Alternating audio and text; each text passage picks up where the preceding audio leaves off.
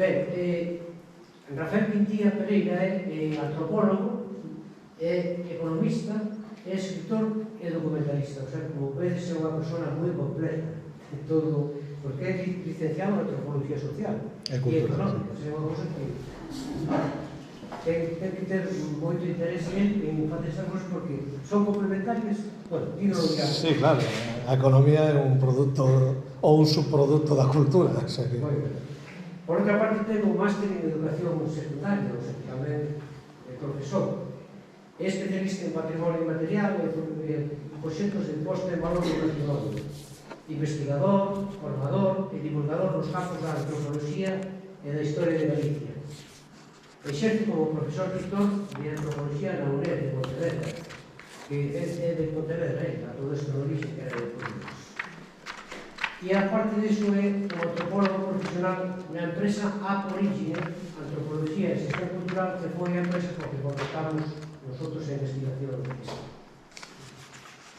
As súas líneas de investigación céntranse no patrimonio inmaterial, fundamentalmente no estudio da endomedicina, na mitoloxía e no mundo das crenzas máxicas, máxico-religiosas e da religiosidade popular ao longo da historia. O resultado das súas investigacións viros e refletidos na publicación dunha vintena de monografías e varios libros colectivos, etc. Polos traballos de investigación ten obtido varios premios, o sea que son moi interesantes, e participou tamén en varias excavacións e campañas arqueológicas. Leva, desde o ano 1990, vencellado ao mundo do asociacionismo e do activismo sociocultural. É presidente da Sociedade Antropolóxica Galega e vicepresidente da Asociación Galega de Antropoloxía Social e Cultural. É moi probable que me deixara esquecido novos, pero paso a palabra a él que nos fale a continuación.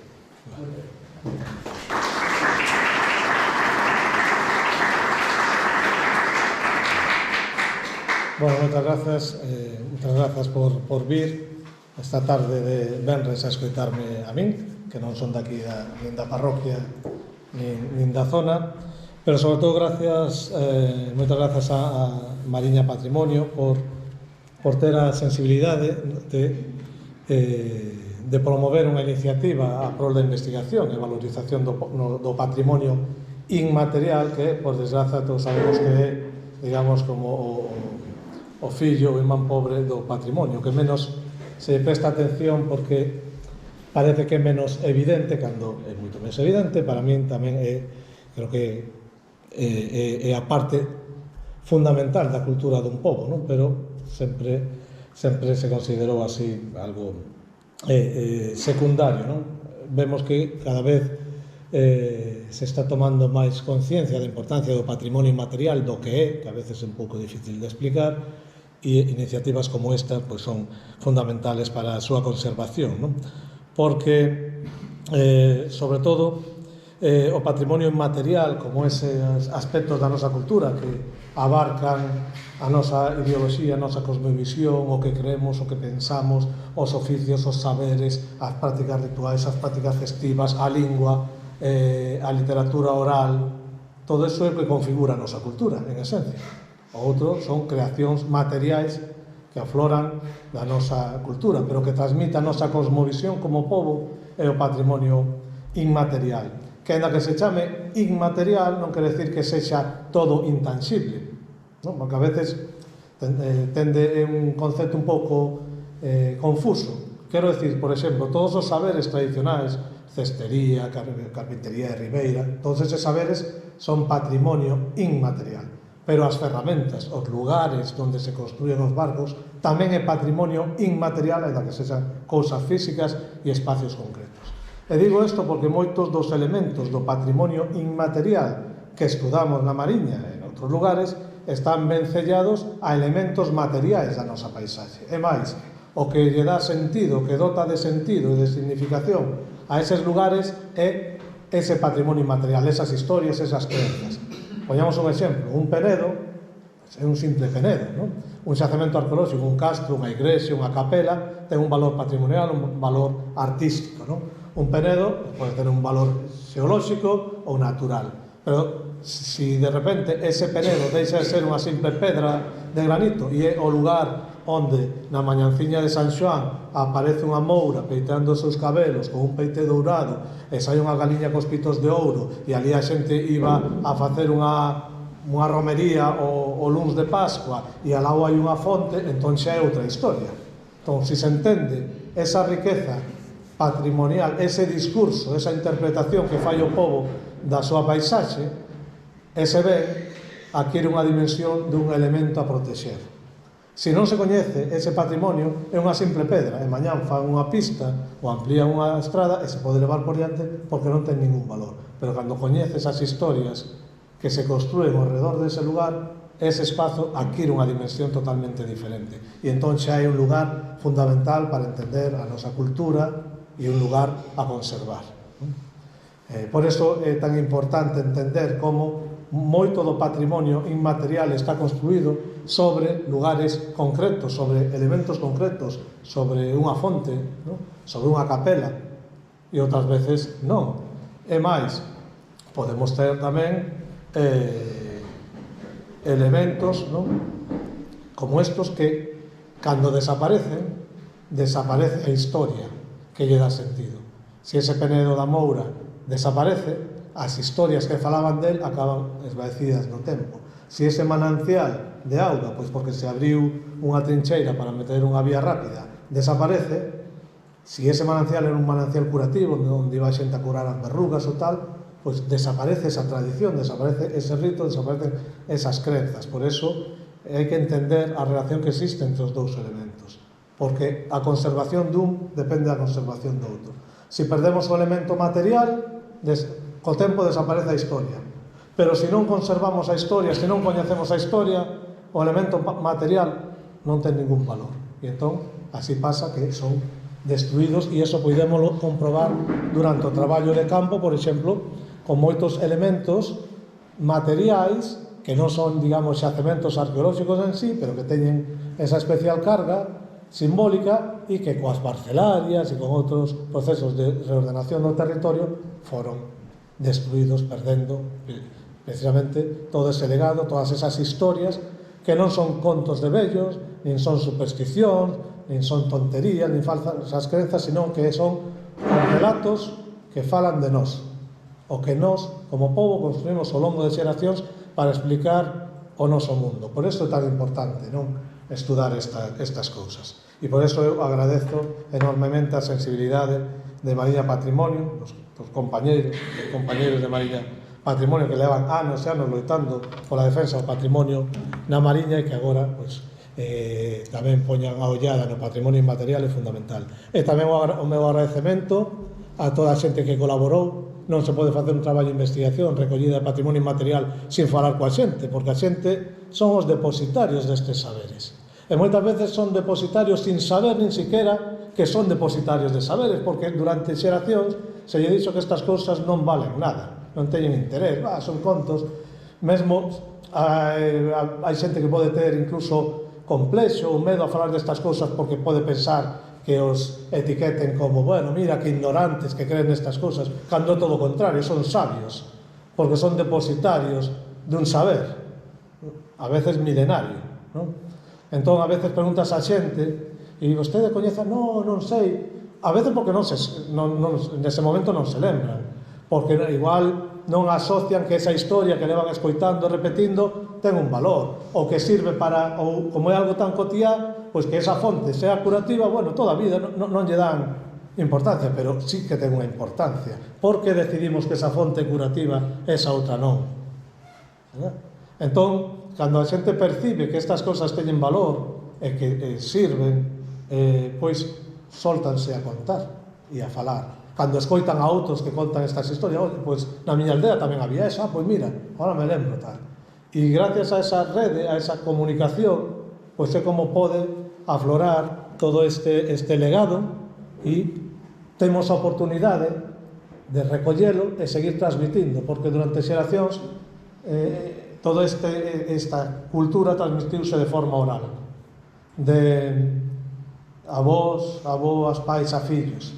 Pero chegou un momento con esta mundo xa non digo isto empezou coa modernidade, cando hai máis de un século se empeza a creer que estas cousas non son froito da razón, empeza todo o sistema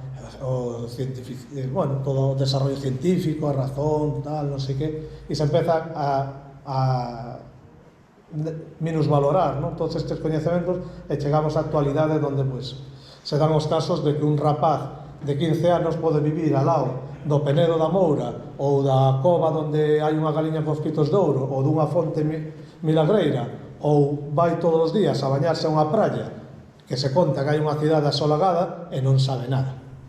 Non sabe que a fonte da lado da súa porta na noite de San Xoán se xuntan as bruxas para lavar a cabeza, quitar os piollos e repartir as plagas, non? E son historias que servían para explicar, non, o porqué das cousas, porque se perdeu a cadea.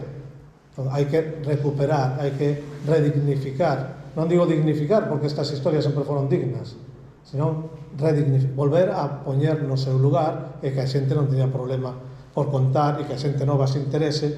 E como agora hai outros medios, xa non só a oralidade, podemos recollelo, podemos escribilo, podemos contalo, podemos gravalo e ter outras ferramentas para ir transmitindo, non? Así que o meu agradecemento a toda a xente que fixo posible, que tivo a ben compartir o seu tempo comigo e cos compañeiros da Mariña e transmitirnos os seus saberes. E grazas tamén aos compañeiros da Hermandade de San Estevo, que hai anos que nos coñecemos e que fixeron tanto traballo precisamente para conservar un dos lugares máis interesantes a nivel patrimonial e inmaterial da Mariña, como é o santuario, ese canón, ese paraíso perdido de San Estevo do Ermo, non? E despois desta parrafada de 10 minutos que o fago así como para ir soltando e ir collendo un pouco de verborrea elocuente, vamos ao turrón, que me imagino que vindes aquí a que vos conte historias que a mí me contaron ou que vos diga un pouco os resultados desta investigación. Entón, igual que en arqueoloxía se fai unha cata, vas a un castro, non escavas todo o castro, non por falta de ganas, senón porque non hai cartos, porque non hai tempo, porque non hai recursos. Pois aquí tamén faise unha cata, é dicir, collese 3 metros por 3 metros e faise ali unha sondaxe, non? Pois isto é o mesmo, facemos sondaxes nos diferentes concellos para ver o que hai. Que o que hai? Unha riqueza extraordinaria. A Mariña ten unha riqueza en patrimonio cultural tremendo, en patrimonio arqueolóxico, artístico, de todas as épocas, e non podía ser menos en canto a patrimonio inmaterial, que está aí por recoller, e nos collemos unha mínima parte, unha sondaxe para mostrar, non, como mostra de todo este potencial que ten. Hai unha cousa curiosa que nos pasou, que a veces tiñamos referencias de algunha historia, pois por bibliografía, por algún texto escrito hai 100 anos ou 80 anos, ou porque alguén lle soaba algo, e ibas ao lugar e xa non había xente que lembrase esas historias. Entón, tiñamos os ecos da historia, pero xa non atopábamos a ningún depositario, transmisor desas historias, non? Outras veces sabíamos dun sitio interesante, sabíamos que había unha fonte milagreira, pero xa non había ninguén que nos dixera onde estaba. Entón, a veces temos o ben e non somos capaces ou temos a fonte, pero xa se perderon as historias. E outras veces xa non temos nin as historias, nin temos o ben. Dáse todas esas particularidades, non? Por iso é sempre necesario, urxente, sobre todo, estas cousas que dependen da memoria e da transmisión, pois que se recollan. A investigación, polo tanto, levouse a cabo, como comentaba, durante o 2021,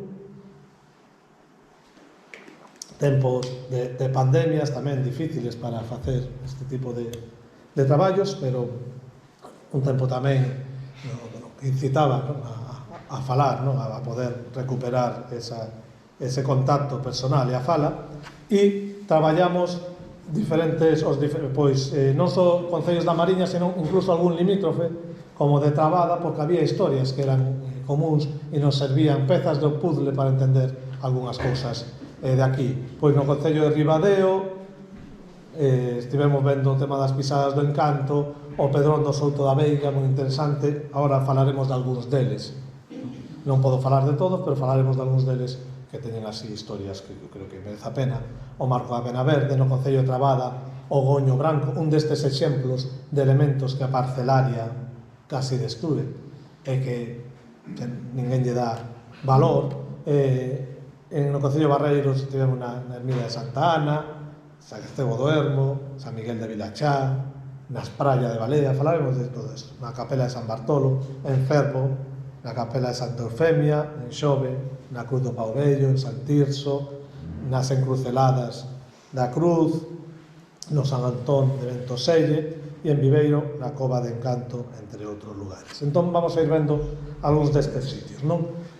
As pisadas do Encanto son unha xeografía mítica, é dicir, un lugar asociado aos mitos, a un dos mitos máis importantes da nosa cultura, que é o mito da Moura e ese concepto que son os encantos. Escoitaxe de falar algunha vez dos encantos? Sí? Cando me presentaron, verdad?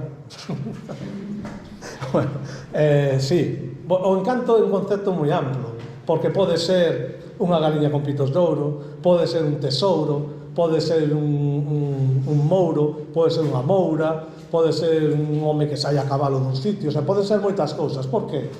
Porque os galegos somos así, sabemos que todo é relativo, que as cousas dependen tamén de como se miren, non? Isto localízase nas Anzas, na parroquia San Vicente de Covelas, e fundamentalmente estamos a falar dunha laxe, como vedes aquí nesta seguinte foto, maravilloso, unha paisaxe impresionante, nun camiño que ten unha serie de pegadas.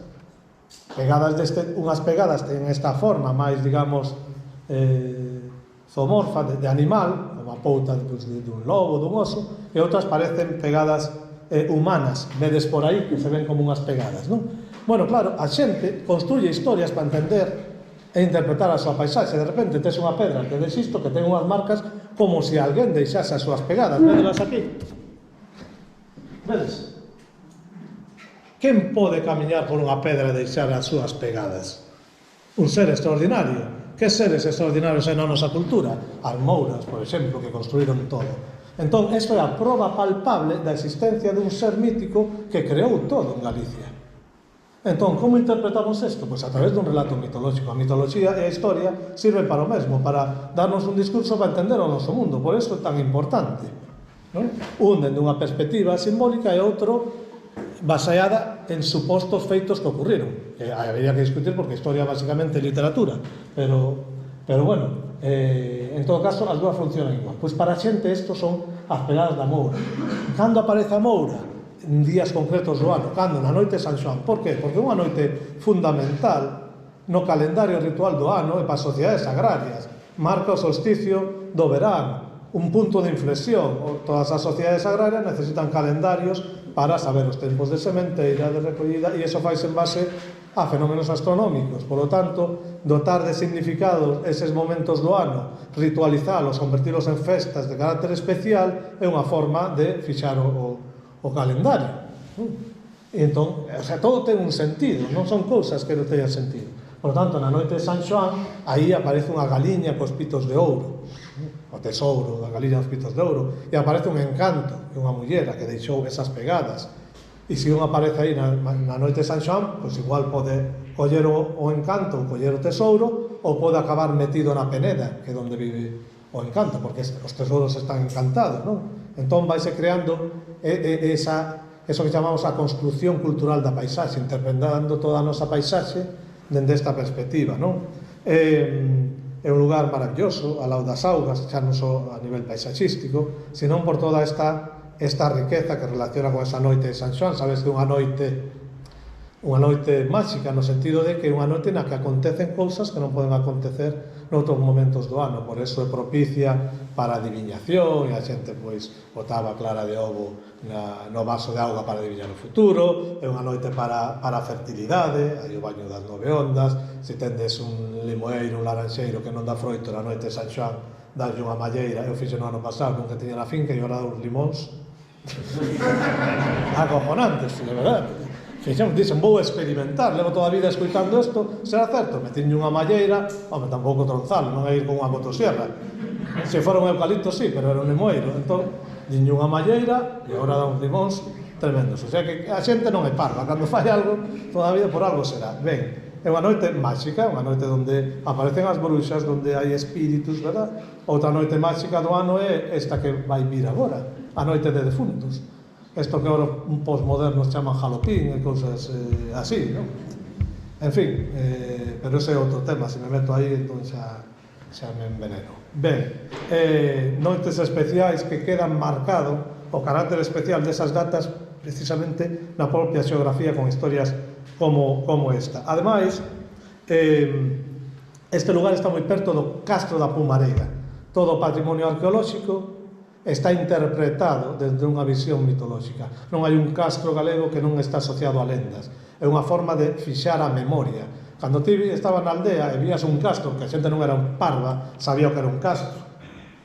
Ás veces, non sei, igual non todos, a veces os técnicos de patrimonio non saben identificalo, pero a xente sí sabe que é un castro, porque hai historias, porque levan toda a vida construindo historias sobre eso. O do patrimonio era con retranca. Vale, sí, teño coñecemento para identificarlo se quere. Que quero decir? Que a xente vía que ali había unhas casiñas, había tellas, había muiños, había cousas, alguén viviu aí, ou hai un dolmen, ou hai unha mama, unha medorra. Entón, que farías? Pois eu preguntaría ao meu pai, ao meu avó, e iso? Pois eso leva toda a vida aí. Toda a vida. Que é toda a vida? O que lembra o teu avó, eso é toda a vida. Toda a vida se hizo San Genjo, sí, porque o que lembra o teu avó. Sabes? Pois toda a vida. E o seu avó preguntaría no seu día a súa avoa e lle dirían eso leva aí toda a vida. Entón, se non fomos nós, quen o fixo? Outros, uns outros, diferentes a nós. Quen? Necesitamos explicalo. Non temos os coñecementos históricos, a sociedade galaica da idade do ferro, eso que chaman castrexos, algo. Non, que foron os mouros? Entón creamos os mouros. E que eran os mouros? Eran outros, anteriores que a nós, que construíron todo eso. E se non eran nós, é que eran diferentes a nós. Claro, e como poden ser diferentes a nós? Pois fíjate, se son diferentes, que nós traballamos a terra, pasamos necesidades, verdad, nos suben a luz, e eles non pasan necesidades, porque teñen todo de ouro. E nós vivimos nas aldeas, e eles son diferentes. Onde viven? No monte. E nós vivimos sobre terra, e eles viven baixo terra. E construímos un discurso para entender o noso pasado, que é tan válido como chamarlle castrexos ou falar da idade do ferro ou da idade do ferro 2. Sirve para o mesmo, para explicar o noso pasado. Por eso non son historias sin valor. A mitoloxía é a historia sagrada dun pobo. Eso. E toda a religión é mitoloxía, claro. Así que isto está ao lado dun castro, non é casual. E ao lado dese castro atopamos precisamente o Pedrón do Souto da Veiga, un lugar tamén alterado por as parcelarias. Que é o Pedrón do Souto da Veiga? Fijadevos, son lugares que, se non coñeces a historia, non teñen valor a ollos da xente que non o coñeza, porque pasa por aquí isto que é nada. Non é nada. Fíjate de que estamos a falar do lugar onde a Moura deixou as súas pegadas, igual que en San Estevo deixou as súas pegadas Santiago Apóstolo. Vale? Entón, isto é unha pedra, pero non é calquera pedra, é unha pedra de cuarzo. O cuarzo na cultura galega ten uns significados moi fondos asociados á protección, á curación, á fertilidade. As casas non teñen cuarzos seixos só para agarrar as tellas, teñenos por outros motivos tamén, moi antigos, e se utilizan en moitos ritos. E temos unha pedra que está ao lado do castro. O castro está aquí. Bueno, pois existía a tradición, cando a xente que vivía no lugar era pequeno, lle decían, non, nesa pedra non xoguedes, porque é unha pedra sagrada. Por que? Porque debaixo hai mortos enterrados. De onde ven esa creenza que unha pedra, como unha pedra fita de cuarzo, debaixo hai mortos, que poden ser os do castro, non? Estánnos dando datos, información valiosa, incluso a nivel arqueolóxico, para futuras prospeccións. Bueno, pois este é un lugar importante vinculado a todas esas crenzas, precisamente polo valor que ten o cuarzo. Fijádevos, outro lugar. Aquí tendes o Marco da Pena Verde. Está na parroquia de San Estevo de Fornea, en Trabada, vale? na fronteira, porque fai fronteira entre o concello de Ribadeo, Trabada e Barreiros. É unha pedra fita, un menir, unha destas pedrafitas que nos libros de historia dos anos 70 decían que en Galicia só había unha, a Lapa Gargantáns, e hai centos por todo o país. Bueno, pois é unha pedra fita. Fíjate se ten un valor, xa ten un valor sagrado porque os marcos son sagrados. Marco límite agora dos concellos, pero os concellos é algo moderno, o importante eran as parroquias. O marco non se pode mover, porque se moves un marco, que pasa se moves un marco? A ver, poder falar. Que pasa se movemos? Que che mata o veciño, verdad? É porque que está justificado. Non digo que haxa que facelo, pero un dos motivos, porque mover un marco é roubar terra. Se eu movo o marco para aquí, estou roubando a terra. Que é a terra? A base da subsistencia da sociedade agraria. Se me roubas a terra, estáme roubando o pan, a miña forma de vida. Por eso os marcos son sagrados. Son tan sagrados que a nosa cultura, que é unha cultura potentísima, con unhas crenzas sobre a morte espectaculares, os mortos, os defuntos, que non rompen o vínculo cando están no máis alá, sirven para recordarnos os valores morais, as normas sociais. O morto pode vir e dicir, eso non está ben, non fixeches o reparto da herencia como eu dixen. Veñen a sancionar. Prefiro que me veña o meu avó e que non me veña a facenda. Sabes? Por lo menos coñezo, e sei que non me vai roubar.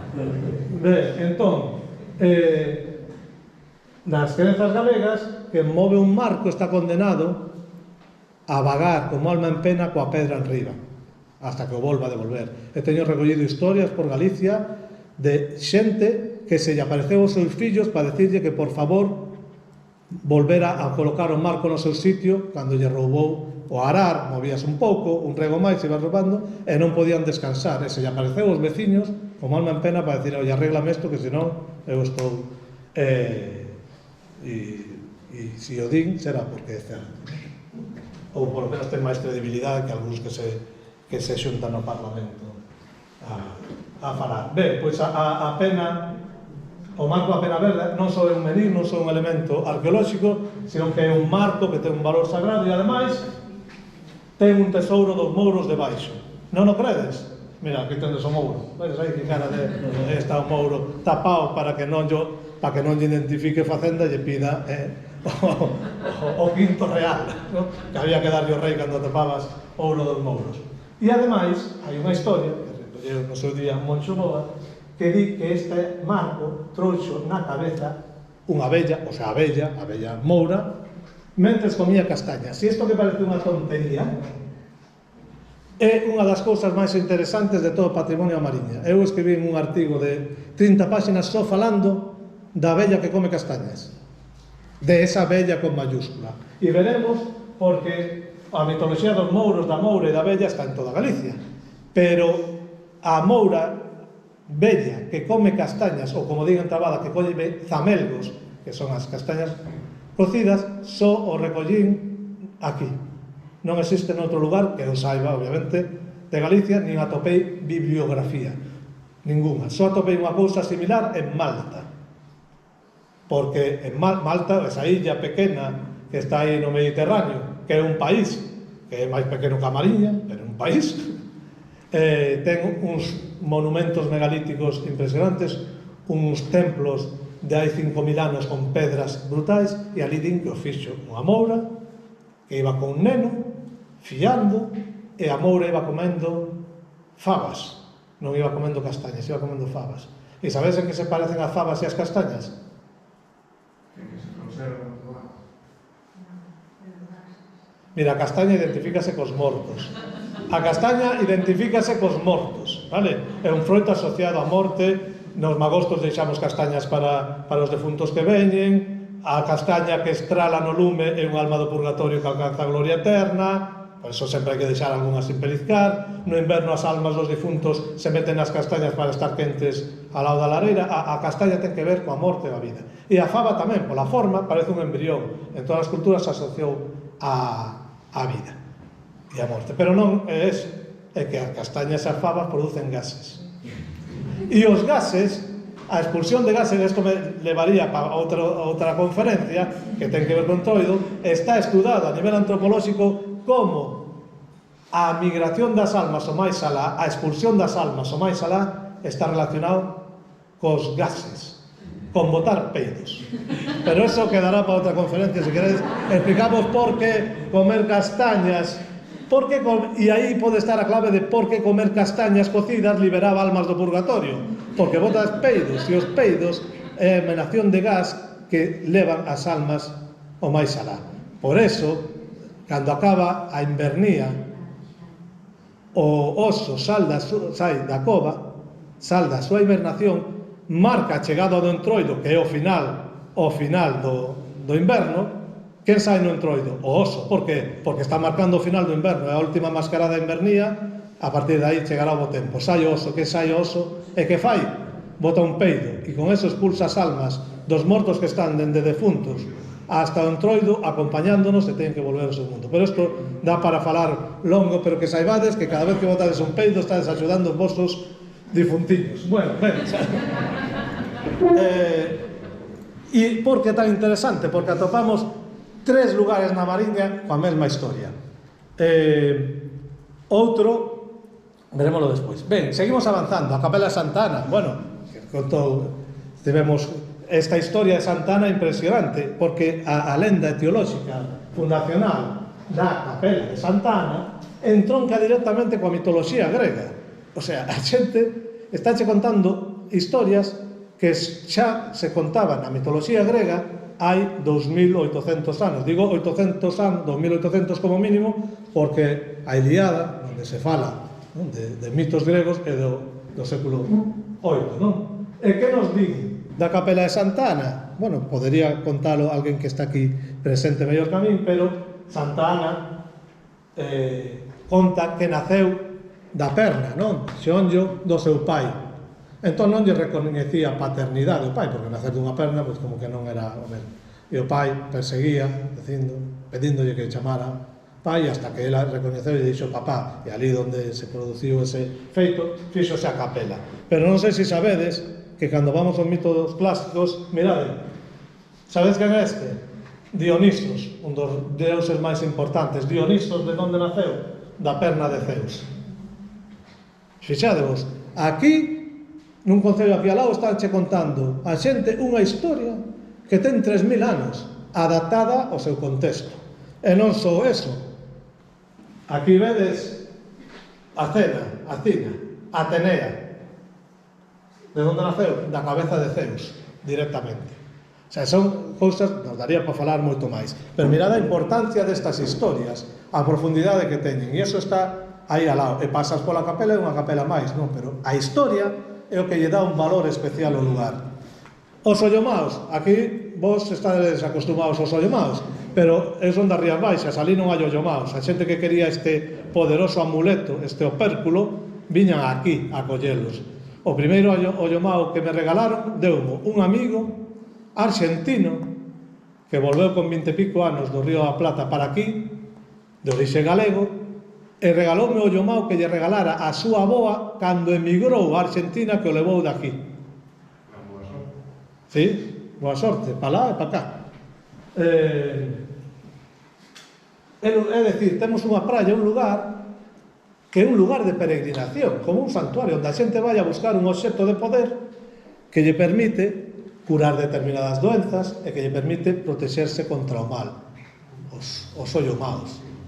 Eso é patrimonio inmaterial, eso ten máis valor que vayan 5.000 turistas. 5.000 turistas deixan máis cartos, pero o valor cultural teno estas historias vinculadas a este lugar, non? Na Praia Balea, na Praia do Coto, a ver, tamén hai na zona de Arteixo, o sea, do norte da Coruña cara a Mariña, nestas costas aparecen isto. Pero aquí digamos, é a meca dos ollomaos, non?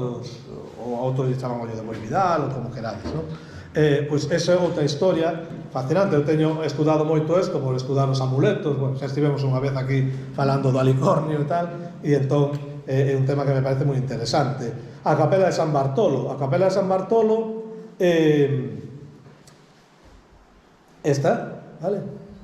está relacionada tamén cun mitema que é o dos santos que chegan do mar navegando ou en barcas de pedra, ou en barcas sin timón, ou en barcas sen remos, ou en barcas sin velas. Son seres extraordinarios que veñen do máis alá, porque para nós o máis alá está onde morre o sol, no Atlántico, e aquí, pois, conta a lenda que o apóstolo, bueno, San Bartolo, chame de apóstolo, San Bartolo, chegou á praia donde se ergue a capela nunha vaca sen remos, e hai unha fonte curativa aí ao pé. Eu estou seguro que o 99% dos turistas que van á praia non saben nada disto, pero dalle un valor diferente. En outros países con esta historia montanche un parque temático, o lugar onde chegou San Bartolo, arribou, tal, e bueno, sería tremendo, pero aquí tendes, en cada lugar tendes 20.000 historias. A cidade asolagada de San Miguel de Vilachá, o país hai unha xeografía visible e hai unha xeografía invisible. Temos un país cheo de cidades asolagadas que falan de mitos, de paraísos perdidos, de castigos divinos, porque a mitoloxía sirve tamén para transmitir os valores. Por exemplo, moitas destas historias falan de que a cidade quedou asolagada porque chegaron un mendigo ou unha mendiga pedindo polas casas e a xente non lle deu hospitalidade. E resulta que ese mendigo, esa mendiga era Xesús, ou era a Sagrada Familia, ou era a Virgen e o Neno, e ao final só hai unha casa, un veciño que os acolle, e hai un castigo divino e queda destruída a cidade. Por qué? Que nos dice esa historia? Que hai valores que hai que respetar, porque se non se respetan, pos en perigo a propia subsistencia da túa sociedade. E un valor é a hospitalidade, a caridade e a axuda mutua. Sociedades agrarias, sociedades que chamamos holísticas, donde prima o ben común e non o ben individual, como hoxe en día, teñen que axudarse. E para transmitir esas ensinanzas, transmítense a través dos mitos. Decir, fíjate o que lle pasou a estes que non acolleron aquel que era Xesús ou era Virxe e destruíron a cidade. É dicir, se non hai solidariedade, se non hai hospitalidade, se non hai axuda mutua, a sociedade corre o risco de desaparecer. Hoxe esquecimos eso e así vamos camiño o apocalipse, pero cagando leche, como decíamos. Pois aquí, nesta maravillosa praia, falase precisamente desas cidades asolagadas. E non só eso, senón que este lugar maravilloso, a xente interpreta partes como restos da cidade, como posibles diques, posibles portos, e non falan sin sentido, porque hai un castro aí nesa punta. Como se chama o castro, Miranda? A Punta do Castro. Para que te vas complicar, a xente non é parva. A Punta do Castro, vale? Castrolandia, non, a Punta do Castro. Aquí tendes, ves en superficie, os restos materiais do castro. A xente necesita interpretar, o sea, resulta que aquí hai restos de casas, de cerámica. Había unha cidade, quedou destruída, porque sería o mar. Mais alá de que moitas destas historias poden vir de feitos reais. Sabemos que o nivel do mar, hoxe en día, non é o mesmo que era hai 5.000 anos. E menos que hai 13.000 anos. Hai 13.000 anos, cando toda esta cornisa estaba poblada xa de xente, cando se pintaron as covas de Altamira, o mar, aquí, estaba 2 kilómetros máis para lá. Imaginade, onde vive a xente? Pegado ao río e pegado ao mar. Onde están os asentamentos, as poboacións da xente que viviu aquí hai 13.000 anos? Debaixo do mar. Están todos aí. 2 kilómetros. A 2 kilómetros estaba a línea de costa, en toda a cornisa cantábrica. Bueno, como vamos de tempo? Ben, verdad? Non tende nada que facer. Esto, non? Eu xa que vin hasta aquí, pois agora vamos facer unha maratón como no Netflix. Vamos a facer toda a temporada. Ben, que máis? Santuario San Estevo do Ermo.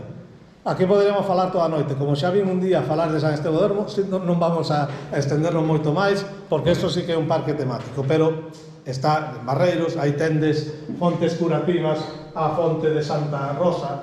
Santa Rosa non era unha santa que se chamase Rosa, a rosa é unha enfermidade a pel que afecta as persoas e o gando tamén. Para o gando normalmente a xente colga en riba das vacas, colga uns ramos de acibro, e a medida que vai secando seca a rosa. Hai a fonte santa, fonte ferruginosa, para anemia, como din aquí estes simpáticos, sabe a lima, e vas a probala e sabe a lima, pero a lima de ferro, como chupar unha escofina.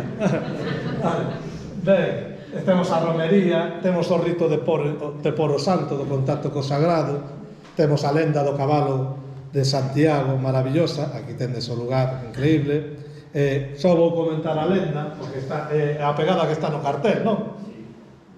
Como iba fuxindo Santiago dos moros, non dos mouros, senón dos Sarracenos, sí, bueno, non o mesmo árabe que Mouro, que Moro, os árabes son de Arabia, non o mesmo árabe, musulmán e moro, son cousas diferentes.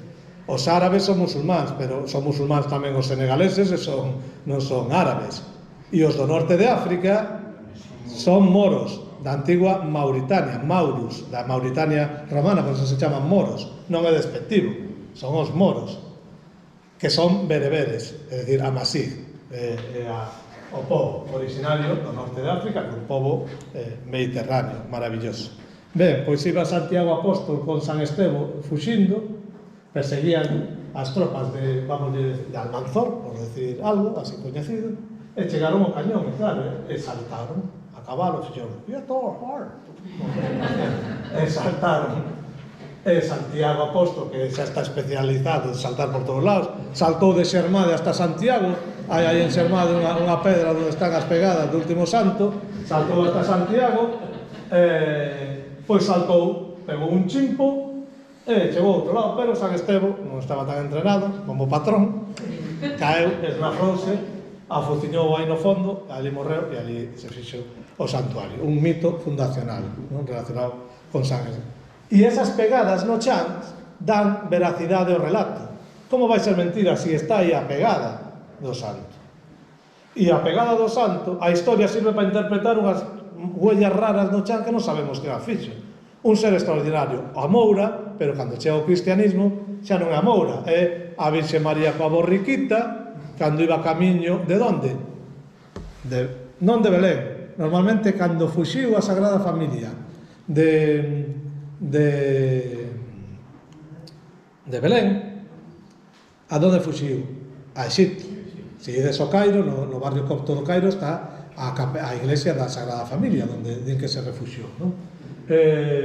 Pois cando fuxiu dende Israel a Exipto, foi polo lugar máis corto, puxo o Vía Michelin e pasou por Galicia. Hai moitos penedos onde están as pegadas da borriquita. Outras veces son do cabalo de Santiago, outras veces son as huellas da Virxe, as pegadas da Virxe, outras veces son incluso de Roldán, o mítico paladín de Carlomagno, que non é un brandy, era un hombre europeo, así que sirve tamén para eso.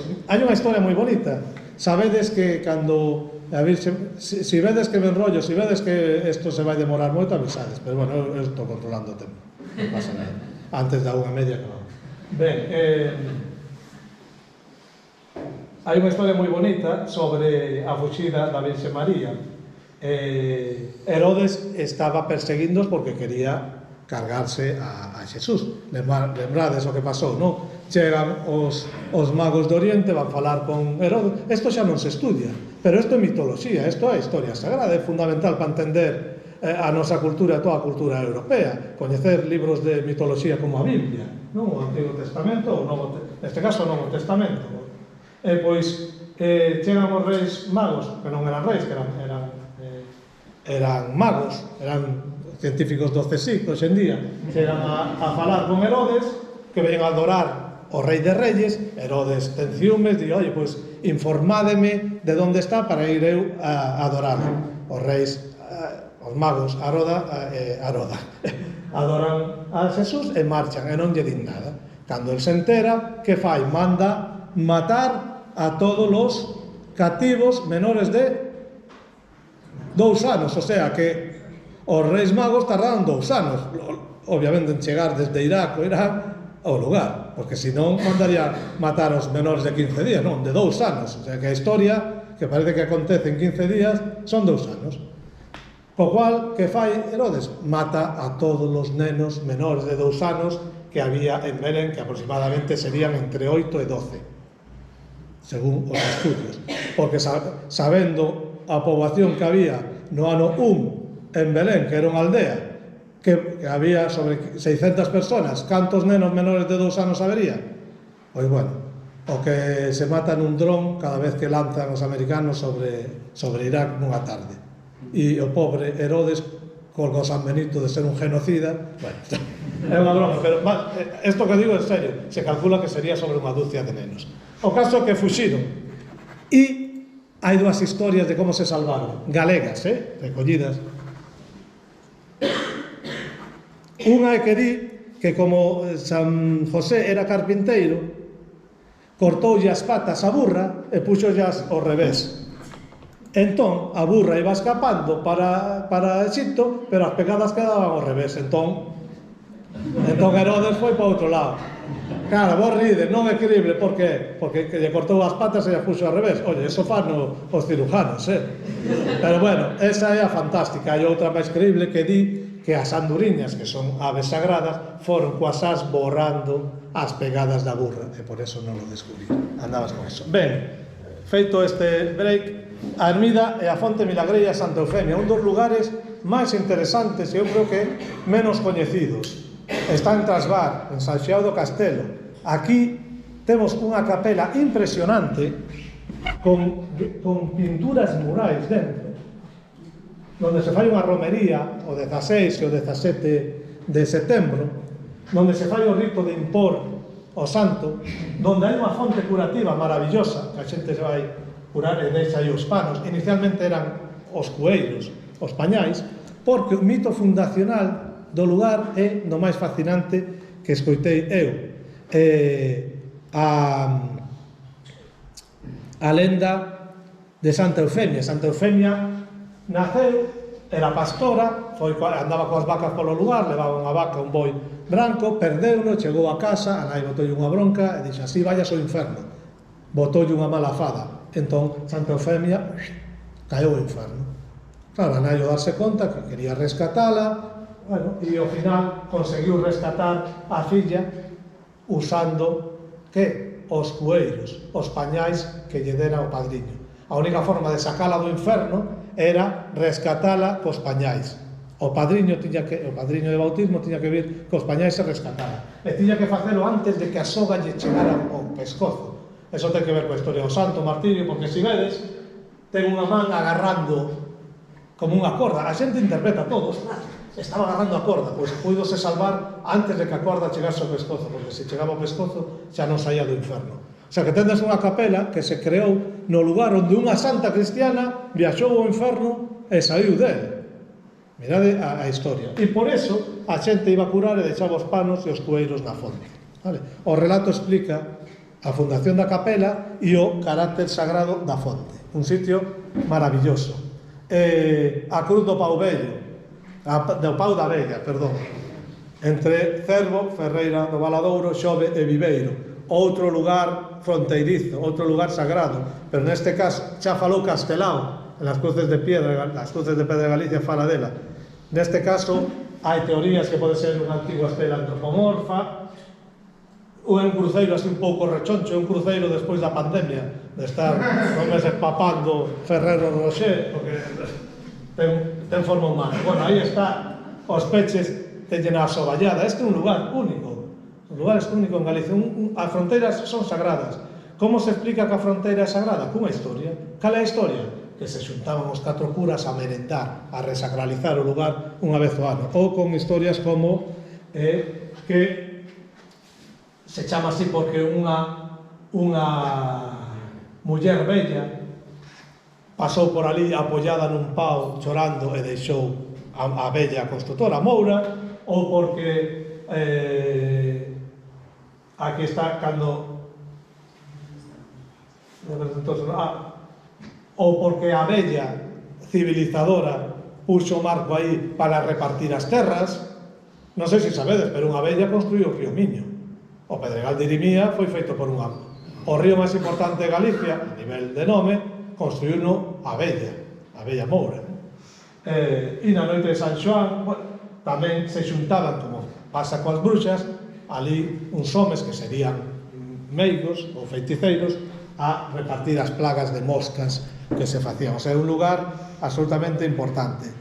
Despois temos historias que se conservan, como dixen, e xa non están os elementos materiais. Por exemplo, en Ventoselle, en San Miguel de Rigueira, en Xove.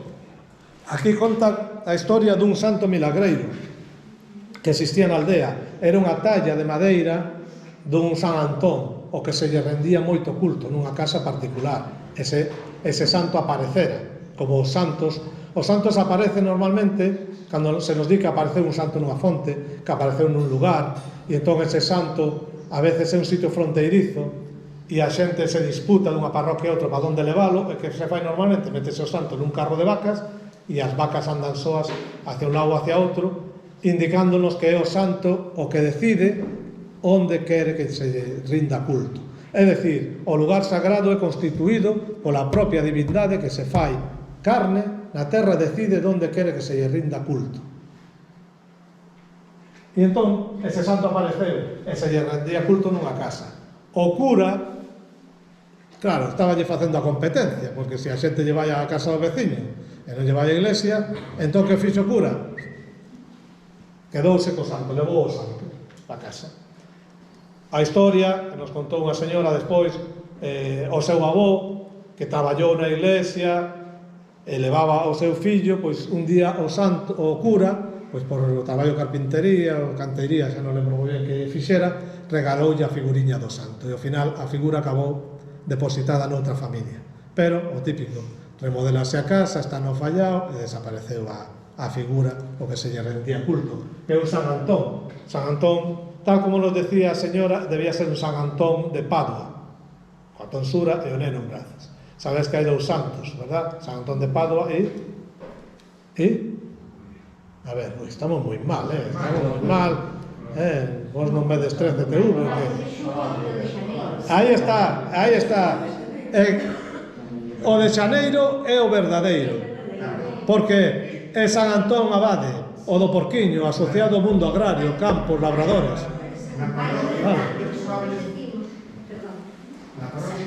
moita atención aos curas que foron un santo dos animais cando era do 13 de xullo. Dicían, non sei como asociar San Antonio de Padua ou os animais como, digamos, a San Antón Abade. Porque a xente mistura os dous santos. E a lenda ten en conta que a un que se lle escapou a vaca da lo de Viveiro, que chegou aquí e le rezou ao santo, e ao día que nos levantou por a mañá na casa e escapou ao santo. Esa é a historia que recollimos. A do que perdeu a vaca, chegou, rezoulle a santo e atopou a vaca. Por eso colleu fama de milagreiro e a xente iba a casa. Bueno, non podemos contar todas as historias, pero esa era a historia. O caso que a xente mestura San Antón Abade e San Antón de Padua. E o abade é o máis importante para unha comunidade agraria, polo tema da protección dos animais, tira a ovella da boca do lobo, está as oracións, o San Antón, e ademais se representa con porquiño os pés. Cando é? En xaneiro, que é o tempo... A matanza é novembro, decembro, coincidindo con Nadal, é en xaneiro, é o tempo do porco. Por eso o porco é un animal sagrado, senón debería ser. E como animal sagrado, hai que papalo, igual que nos papamos a Xesús na Eucaristía, porque é sagrado, vale? Bueno, este é un deses exemplos nos que se perdeu, eso queda recordo. San Tirso de Portocelo, eso é un paraíso, a nivel arqueolóxico e a nivel de todo o patrimonio inmaterial que hai. Falamos con moita xente ali, historias maravillosas de todo tipo, temos as ruínas arqueolóxicas da antigua Ermida, do mosteiro, cos seus mitos fundacionais, temos tamén o castro e temos un montón de lendas asociadas a encantos, a mouros e unha fonte curativa que desapareceu, que está ali perdida na maleza. Xa ninguén vai, pero no camiño vello de ir ao San Tirso, a xente iba a esa fonte curativa. Está aí en Vilachá. Aquí temos a lenda fundacional da Ermida, o San Tirso, que chegou nunha barca de pedra, que está aquí, e que entronca con Santiago Apóstol, que chegou en barca de pedra, Santa Comba, que chegou a Narón en barca de pedra, Santa Tramunda chegou en barca de pedra a Pollo. Hai un montón. Que máis chegou en barca de pedra? A ver. San Bartolo chegou unha barca sin remos, non era de pedra, non era tan santo. Que máis chegou nunha barca de pedra? O Juan de Santo. Bueno, pero alguén máis de máis nivel. San Andrés de Teixido, ali está a barca volcada frente á costa, e cando botou man a terra, a primeira planta que agarrou foron as serviñas de namorar. Por eso as serviñas de namorar son como a burundanga, pero así ben. A Nosa Señora da Barca, de Muxía. Hombre, a máis famosa ten a barca ali. Ou non a vistedes? Pois, máis probas, bueno, temos as lendas do castelo, do Monte Castelo, do Castro, os mouros, os tesouros, a xente fala das trincheiras dos mouros, e non fala mal, porque son os foxos do Castro. Cando a xente di que ven unhas trincheiras, é porque hai algo. E temos tamén o Pozo, as galiñas dos Pitos de Ouro, temos historias de fuxidos durante a Guerra Civil que se ocultaron nos penedos, nos abrigos, nas palas que hai no castelo. Bueno, un montón de historias maravillosas. E este é un dos lugares, aquí na parroquia San Tirso, onde se documentamos un rito que existe en outros lugares de Galicia, e teño documentado na miña zona, pero en vez de tamén con olas e con tellas, que é para o mal de ollo. Cando había mal de ollo, cando alguén sospeitaba que unha vaca, un animal, unha persona da casa tiña mal de ollo, íase a un cruce de camiños, unha encrucelada, como lle chaman aquí, que son lugares máxicos, porque son lugares liminais. Hai lugar liminal quere decir lugar fronteirizo. E nos lindes, nas fronteiras, é onde ocurren as cousas máis interesantes, nas fronteiras simbólicas. Os días que son fronteira, defuntos, a noite de fin de ano, a noite de San Xoán, que marcan solsticios, son momentos propicios. Os lugares liminais son os bordes do mar e a terra, por eso está o Santuario de Muxía, o de San Andrés de Teixido, nos lindes entre o mundo dos mortos e dos vivos, ou temos as pontes e os cruces de camiño, por eso están os cruceiros, son lugares para rituais, non? É dicir, as fronteiras son lugares sempre interesantes, por eso os yanquis van a Tijuana, porque en Tijuana, na fronteira, hai sexo, tequila e marihuana, non? Que decían na canción. As fronteiras sempre foron lugares interesantes. Ben, entón, que se fai? Colócase unha pota de barro, a veces de barro virxe, noutros lugares cunha tella, aquí cunha ola, e aí métense unha serie de plantas, loureiro, oliveira, queima ruda, unhas moedas, puntas, unha serie de elementos para esconxurar o mal de ollo. E esas potas se deixan nos cruces de camiño e non se poden tocar. Eu teño recollido historias, por exemplo, chegar e alguén pegarlle unha patada e quedar coxo de por vida. Normal, verdad? O de coller as moedas que estaban dentro e cando chegou a casa xa estaba enfermo e hasta que as devolveu. O sea, estas cousas, mellor non tocalas.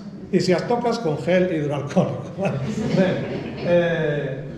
hai un rito protector, esconxurador contra o mal de ollo, facíase no cruce de camiños do campo de San Roque. Claro, ahora chegas ali e son 4 estradas, pero imaginade no seu tempo, corredoiras, con gostras, o bosque, tiña outro encanto, non? Incluso recollimos historias na encrucelada da Cruz, en Toimil, había unha cruz que conmemoraba a morte accidental dunha persoa ali. Moitas veces as cruces puñanse en lugares onde morreu alguén, igual que algún milladoiro. Incluso hai cruces onde tes a inscripción. Aquí eu coñezo unha moi tráxica en la parroquia de Lousada, aquí na Terrachá, en Xermade, porque fixen traballo campo ali, que ten a inscripción de final de 1800. Aí morreu unha rapaza costureira atacada por 2 homes que asesinaron e a violaron ali. E entón no cruceiro está a inscripción conmemorativa da morte da rapaza que era. Bueno, pois neste lugar era un lugar de aparicións, se recollemos historias de aparicións de fantasmas, entidades, o demo, nos contaban que era o demo, bailando, levantaron a careta e era o demo. Bueno, unhas historias maravillosas de encontros co descoñecido nestes cruces. Hoxe en día tamén, hoxe cando saiades igual tendes algún encontro así extraordinario en cruce. Podedes ter aí a Guardia Civil con pilotes, e podes ter unha experiencia tamén terrorífica, o sea que cuidado. Bueno, hoxe en día fixose unha pista nova, xa non está a pedra, desapareceu o elemento material que marcaba o espazo mitolóxico onde acontecían estes sucesos. O camiño viña por alá, buscamos a pedra, entre o cal e tal, xa non había pedra, nin restos do cruceiro, non a topamos. Pero a historia sigue. Cando? Bueno, ahora recollímola, pero unha vez que morra a xente que coñece a historia, xa non hai nada aí para indicar, non? Por eso a relación que comentaba ao principio. Estamos rematando, levamos 55 minutos. Son unha máquina, contrato. Sí, no, 55. Levo eu 55 minutos falando, unha hora levamos aquí. 10 minutos máis, sí? Eu podo falar máis, pero bueno, tampouco quero aburrir. A Cova do Encanto, tamén chamada, non, da doncela, que eso así. É un termo doncela, non se empregou na vida, aquí na lingua coloquial. A xente non fala dunha doncela, fala unha señorita, unha señora, unha moura, unha dama, un encanto. Vale. Este é outro destes lugares que habería que facer unha intervención arqueolóxica, pero de cabeza, porque que está aí os restos materiais. Hai uns foxos, hai unhas covas que son posiblemente eremitorios impresionantes nos cantís. Eso é un tesouro. Pero bueno, pero sobre todo estas historias. Hai máis está o burato dos Mouros ali tamén, o forno dos Mouros, aquela depresión tremenda que é como unha sima. Bueno, pois aquí temos a famosa historia da Cova do Encanto, onde aparece esa moura peiteando os seus cabelos con peite de ouro dourado, e que vedes que este sitio tan increíble que se accede por un túnel que entra na posible, no que sería o foxo do Castro, tens que ir aí agachado e sais aquí. Eu non sei canto tardará en matarse alguén. Se se mata alguén, a min dame igual. Pero cando se mata alguén, virá algún imbécil a denunciar o Concello porque non lle poñen unha barandilla para que cando se faga o selfie poda porse no borde que está inclinado, esvaradizo, porque hai terra, e ves as pegadas hasta o borde.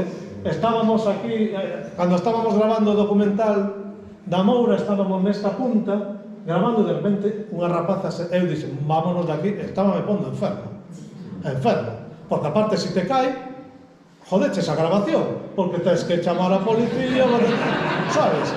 A ver, mira, o que é imbécil, bueno, pois, que é imbécil, pero que non moleste, sabes? Entón, eso é un perigo tremendo.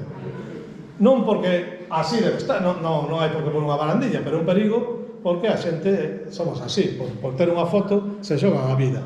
É un lugar impresionante. Isto posiblemente son celdas dun antigo eremitorio, non imagino un lugar máis increíble para estar aislado do mundo que vivir nunha celda nun cantil. Pode ser unha celda dun eremitorio, pode ter relación, polo tanto, por proximidade con San Xoán Bello, que é un sitio fascinante, que xa a toponimia está falando do que pode haber ali. Pena que en San Xoán Bello non atopamos a ninguén que nos contara ninguna historia, así que se alguén aquí coñece algo ou coñece alguén, ao final do programa poremos aquí arriba por aí o número de teléfono, o email, contactades con Mariña Patrimonio e recollemos esas historias, porque ese lugar ten que ter un patrimonio inmaterial maravilloso sí ou sí. Que pasa? Pode ser que xa se perdera, pero ese sitio é fascinante, e a Cova do Encanto é un lugar único. E rematamos volvendo ao Concello de Trabada, porque aquí atopamos o Gouño Branco. Que era o Gouño Branco? Mirade, é isto. Agora non parece nada, estaba tapado, tenemos que limpalo, pero isto era un penedo que sobresaía do camiño que marcaba a senda ao lado do río, que era un elemento destacado na paisaxe, unha pedra inmensa de cuarzo que trouxe unha vella na cabeza, pousou nalí para indicarlle a xente por onde tiñan que moverse polo territorio, e trouxe mentras comía zamelgos, o mesmo que no outro lado. E un pouco en outro concello limítrofe atopamos a mesma historia do outro grande bloque de cuarzo que trouxe unha moura comendo castañas, porque a vella é o aspecto sombrío, escatolóxico relacionado co transo ou alén da moura, e polo tanto ela é a que guía as almas o máis alá, e por eso ela come castañas para botarse peidos. Pero, dito así, soa moi raro, de estar pirado. Bueno, podo darvos bibliografía antropolóxica estudando ese tema en profundidade, non? Por eso, cando chego a Entroido, final do inverno, e hai que expulsar, comemos tamén comida que favorece a circulación do aire. Non son gases, é a circulación do aire. Que o que facilita que os espíritus vayan ao máis alá. Pero bueno, ese daría para outro tema. E aquí recollemos tamén este lugar que nos dá outra peza dese puzzle destes lugares únicos a día de hoxe na xeografía galega, donde a vella construíu a paisaxe conformada por grandes bloques de cuarzo e o estouxo comendo algo tan noso como as castañas. Hasta aquí esta breve percorrido para algúns dos lugares e dos elementos do patrimonio que recollimos, e como vos decía ao principio, é unha simple mostra de todo o tesouro que hai e que está aí esperando para recollelo, e eu estaría encantado de seguir recollendo, e se alguén sabe historias, por favor, que se ponga en contacto con nós, que é fundamental recoller e documentar todo este saber auténticamente sagrado. Moitas grazas por aturarme e nos vemos.